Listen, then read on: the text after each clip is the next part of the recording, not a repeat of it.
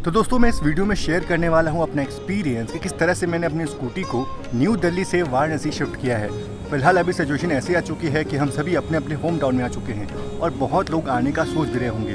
खैर, आप अपने बाइक या स्कूटी को इंडियन रेलवेज के द्वारा भेजना चाहते हैं तो ये वीडियो आपके लिए है। चलिए देखते हैं कि जो पूरा प्रोसीजर होता है वो कैसा होता है। तो स्कूटी या बाइक पार्सल करने के लिए आपको सबसे पहले ज़रूरत पड़ती है अपने स्कूटी या बाइक की, और साथ ही साथ आप जिस ट्रेन में ट्रैवल करना चाहते हैं, जिस ट्रेन में अपने स्कूटी को भेजना चाहते हैं, उस ट्रेन का टिकट होना अनिवार्य है। अब टिकट किस क्लास का लेना है ये डिपेंड करता है कि आप ट्रैवल कर रहे हैं या नहीं कर रहे हैं। अगर आप ट्रैवल नहीं कर रहे हैं तो कोशिश करें कि स्लीपर क्लास या फिर 2S का जो टिकट है वो ले लें।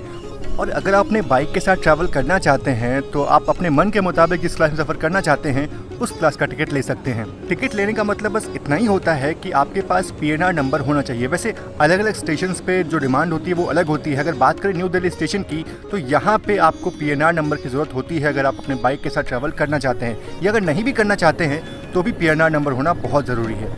टिकट के बाद ज़रूरत होती है आपके बाइक की RC यानी कि रजिस्ट्रेशन सर्टिफिकेट की, और उसके साथ ही साथ गवर्नमेंट द्वारा अप्रूव एक ID कार्ड की।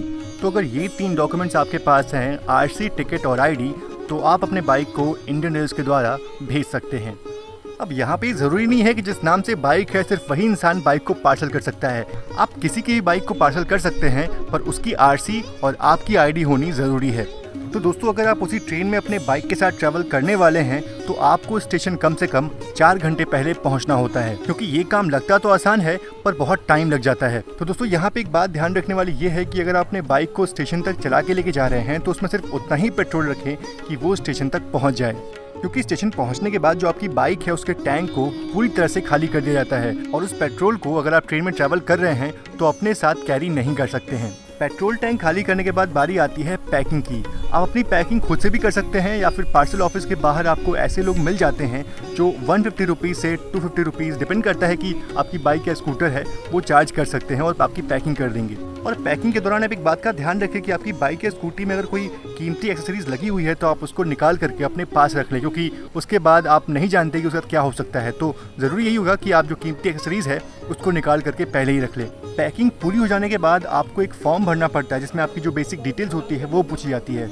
इसके बाद आपको एक बिल्टी मिल जाती है और वो आपको बहुत संभाल के रखनी होती है। अब बात करें चार्जेस की तो वो 2 बातों पर निर्भर करती है। पहला ये कि आपके सोर्स और डेस्टिनेशन स्टेशन के बीच दूरी कितनी है, और दूसरा ये कि आपकी बाइक या स्कूटी जो है वो कितनी एक्सपेंसिव है। एग्जाम्पल के तौर पर मेरे केस में जो डिस्टेंस था वो करीब 750 किलोमीटर का था, और यहाँ पे मुझे पे करना पड़ा 1100 रुपीज़। और अगर आपका जो डिस्टेंस है वो ज़्यादा होने वाला है तो आपको घबराने की बिल्कुल ज़रूरत नहीं, क्योंकि जो फेयर है वो बहुत ज़्यादा वेरी नहीं करता है। फेयर सबसे ज़्यादा वेरी इस बात पे करता है कि आपकी जो बाइक या स्कूटी है वो कितनी एक्सपेंसिव है।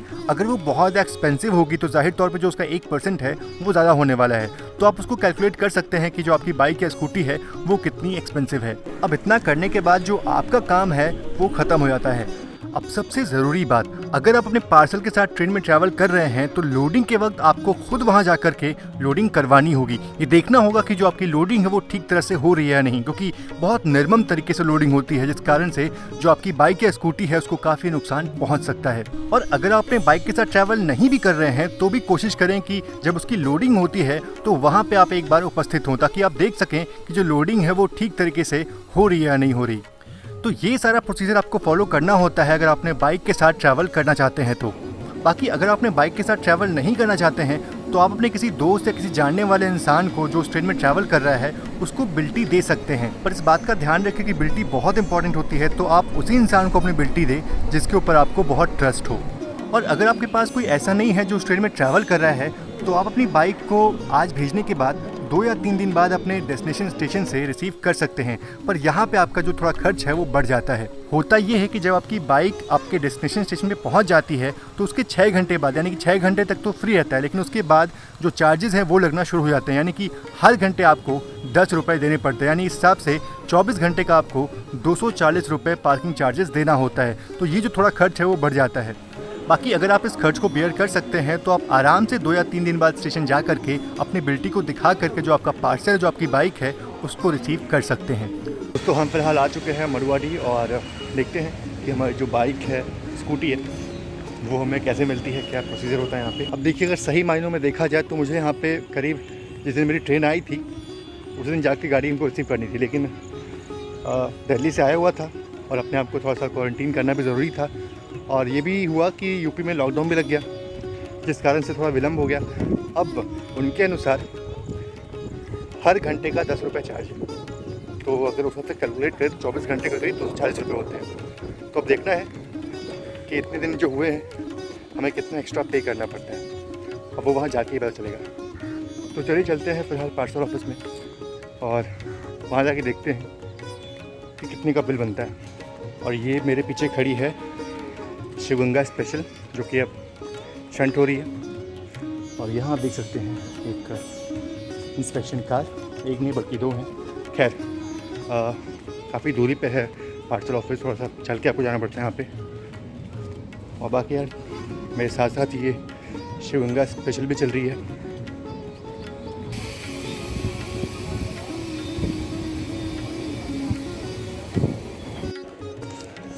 तो एक और इम्पॉर्टेंट चीज़ आपको करना है वो ये कि जब आप अपना पार्सल रिसीव करने जा रहे हो तो एक आपके टिकट का प्रिंट और एक आपकी आईडी का प्रिंट होना आपके पास अनिवार्य है, अदरवाइज़ यहाँ आपको पार्सल नहीं मिलने वाला। तो ये ज़रूर से आप ध्यान रखें। मुझे एक बार फिर से चक्कर लगाना पड़ा, और आप लोग उसका ध्यान रखिएगा अगर आप लोग अपना पार्सल रिसीव करने आ रहे तो।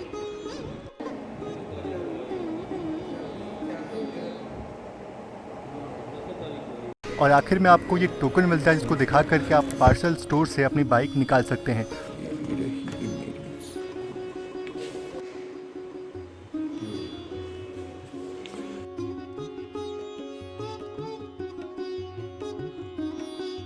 और ये आप देख सकते हैं मैं लोडिंग और अनलोडिंग के वक्त मौजूद नहीं था, तो ये क्या हाल हो गया इसका। खैर अगर आप अपने किसी एक्सपेंसिव बाइक को पार्सल करना चाहते हैं तो अपने बाइक के साथ ट्रेन में सफ़र ज़रूर से करें और लोडिंग और अनलोडिंग के वक्त वहाँ ज़रूर से मौजूद रहें, नहीं तो हो सकता है कि पार्सल चार्जेस के अलावा आपको आपके बाइक का जो रिपेयरिंग चार्जेस है वो भी देना पड़ जाए। खैर दोस्तों उस वीडियो तो इतना ही। बाकी अगर आपके मन में कोई डाउट है, कोई सवाल है इस चीज़ को लेकर के, तो आप मुझे इंस्टाग्राम पे फॉलो करके मेरे किसी रिसेंट पोस्ट के नीचे अपने जो क्वेश्चन है वहाँ पूछ सकते हैं, मैं वहाँ पर रिप्लाई ज़रूर से करूँगा।